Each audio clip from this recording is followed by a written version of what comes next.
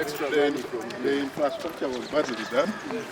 But if you look at the national survey, the private wing,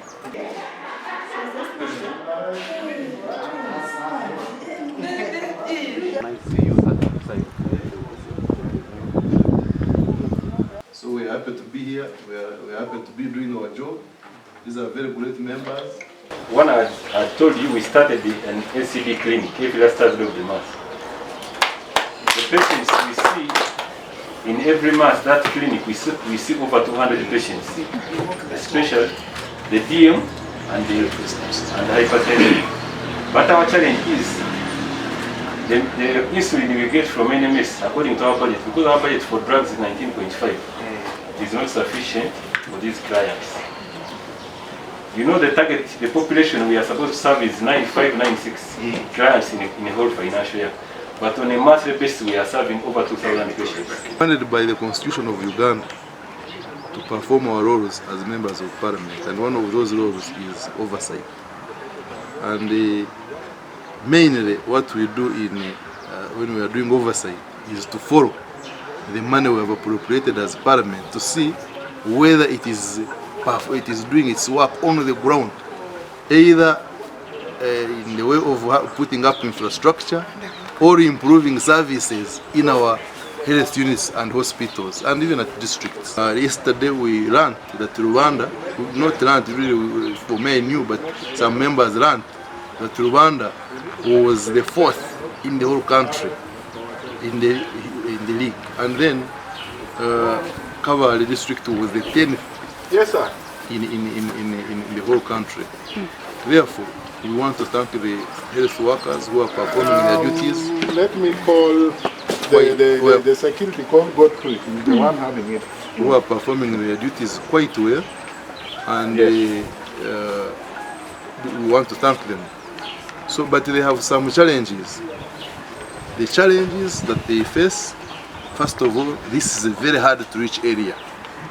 It is a very hard to reach area with difficult topography and geography. Therefore, we have said that they need first priority when we are giving out ambulances and also when we are appropriating money for accommodation. Secondly, we found out that there are some infrastructure projects which have not been complete. An example is a theater in Butanda, in Busanza Health Center 4. Another example is in Kakomo, which is really Health Center 4 in Ward because it was upgraded. But there is nothing to show that is Health Center 4 apart from some few health workers and some few buildings. And in Soro Hospital, where the theater is dilapidated, but the money was given to UPDF and the theater is not yet put up. Another problem which has been recurring is the problem of the UPDF being given money for construction, but either they have not started the construction or the progress of the work is slow. Therefore, want to really write this report. In fact, even here we have a problem in Kavala Hospital. They have put up an oxygen plant and no one knows anything about it.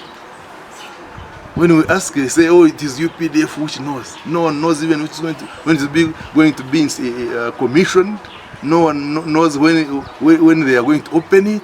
No one knows when the electricity is going to be supplied. The money has already been taken.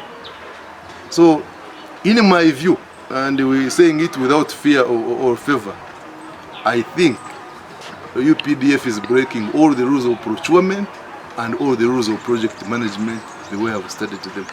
And when we go back to Kampala, we must have a meeting and we must consult as many MPs as possible to make sure that they tell us what is taking place with the UPDF projects. I have been informed that it is not only that they are given money and they don't work. Actually, I've been informed that even the quality of work they are doing is deteriorating. So these and many other issues, we shall go to the committee, meet the UPDF brigade, and see whether we can sort them. Okay.